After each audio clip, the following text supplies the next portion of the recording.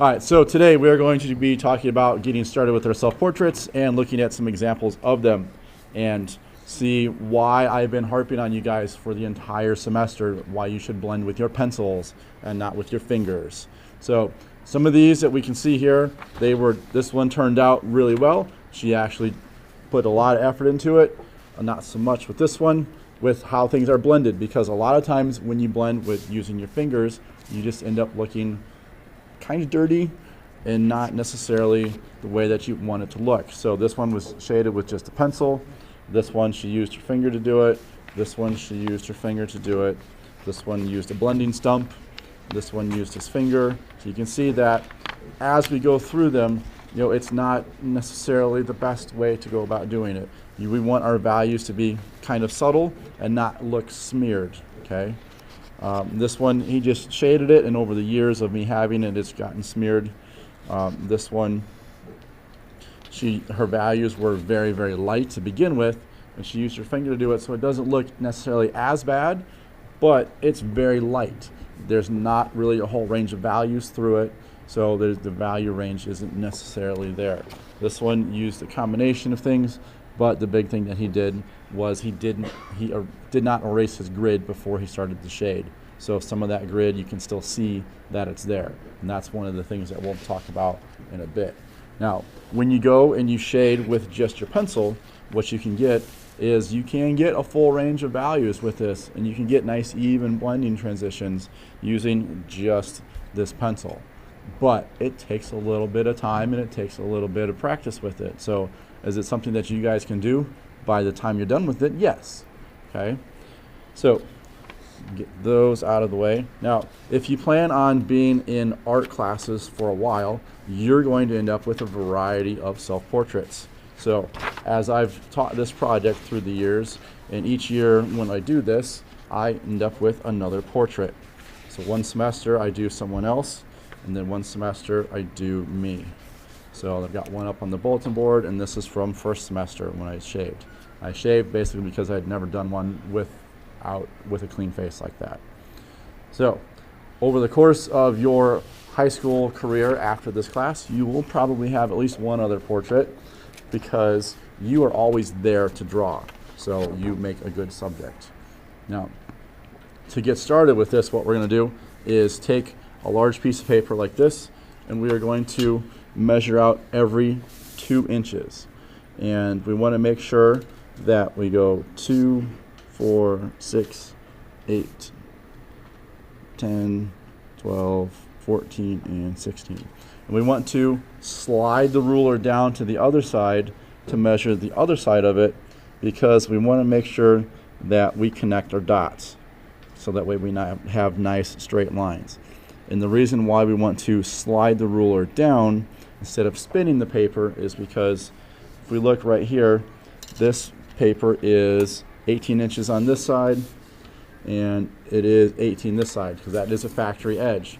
But if we look at the width of it, because I know this is a cut edge, so we're looking at 12 and an eighth for this side here, and if we look up at the top, we are looking at 12 and a little bit more than an eighth. So it's not exactly square, okay? So you want to make sure that you do the same thing. You measure from the same side. You measure at 2 inches, at 4 inches, at 6, at 8, and at 10, and then slide the ruler down and do the same thing. 2, 4, 6, 8, 10. Now, once you have all those marked out, you want to go through and connect your dots so that way you have nice straight lines. Okay, so get the ruler in place. Now, if you're one of those people that has a tendency to draw real heavy, hold your pencil out here at the tip on the ferrule and hold it like this. Hold your pencil straight up and down and draw through. Don't do that. Okay, and then work your way across and draw lightly. Hold your pencil like this. You don't want to hold it at an angle because you can slide underneath the ruler. We all know that some of the rulers aren't necessarily the straightest, but you want to do this all the way through. Draw it lightly, and then work your way all the way through and go the other way. And then, ta-da, you end up with one that's already done. It's magic. So we want to label it with letters across the top, A through F, and we want to number it 1 through 9 down the side, because that tells us where everything is going to be. Now, when you go to put the lines on your picture, you want to do it not on your paper, because what will happen is as you draw your lines across here, you're going to dent the paper, and the lines won't go away when you go to shade it. So when you get your photos, okay, you're going to have, it's going to be zoomed in like this. Some of them are a little bit closer, some of them are a little bit further away. It just depends on where you were standing. So with this particular one, I had to measure in 1/2 inch to get started, because these lines are going to go every every inch.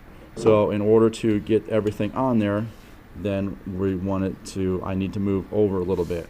And actually, I need to move this over a fuzz more. So we're going to put a mark at 3/4, and we're going to put a mark here at 3/4. So that is going to be the start of this. So I'm going to go through and measure at 1, 2, 3, 4, 5, and 6 will get me off the page. I'm going to measure at 1, 2, 3, 4, 5, and 6. Now with this, when we go through, we want to draw our lines a little bit heavier. With this one, it's got a little bit darker background, but we want to be able to make sure that we see these lines. All right, so we're going to get all these through here. We want to make sure that our lines are nice and straight.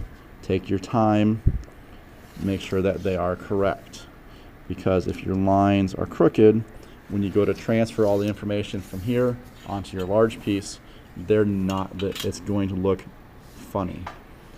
All right, so we're going to do the same thing: 1 inch, 2 inch, 3, 4, 5, 6, 7, 8, 9. Now with yours, the size of this one is slightly different than the ones that you guys are going to have. You're going to end up with 7 rows across, and you're going to end up with 10 rows down. Obviously, we're not going to have to use all of those, because we have 6 by 9 on our large paper. So it's just a matter of saying, all right, I've got a whole inch worth of space on the top.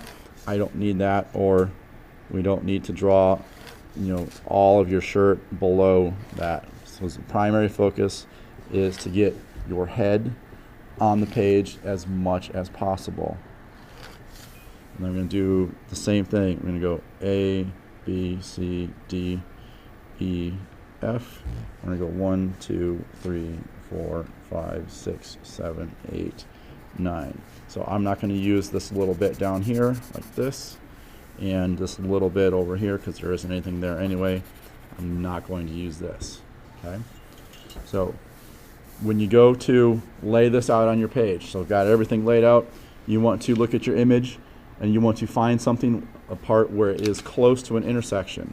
So if I look at this right here at B2, it's right here next to this intersection. So I have a really good point of reference as far as where that needs to start. Use your finger, work your way through, and make sure that you get everything in the right spot. We're going to do the outline of the head first. So we're going to do the outside of the hair, and then we're going to go and do the inside of the hair after that. And it's important to follow along with your finger when you get started, because it is real easy to skip over a square and get lost in far as where things need to go. So just take your time with it, make sure that everything is where it needs to be. All right, and if you get a little bit off, okay, so there's 3, so I'm down here to 4, so this is coming back in. And just work your way around the head, the inside, and then once you get all that done, then you want to go through and do the inside of the hairline, so that way you kind of get a placement for where the head is going to be. So go through, do all the hair, do the edge of the face, do the chin, do the neck on the other side, and the shoulders. Once you get all of that in place, then you can start to put the eyes in. So put the eyes in place, then put the nose in place, then put the lips. Don't shade anything until you get everything drawn and in the right spots, because you want to make sure that, if you go through and finish and shade everything out, and then you draw the nose and you realize that your eye is not in the right place, and you have to go through and erase all that, start over. So get a real light line drawing done first before you start to go and add in any little shading details or whatnot. If you've got like smile lines and things like that, you can do that, but you just kind of lightly draw in where the line is. You don't need to have any of that other stuff there for the moment. Okay, so any questions?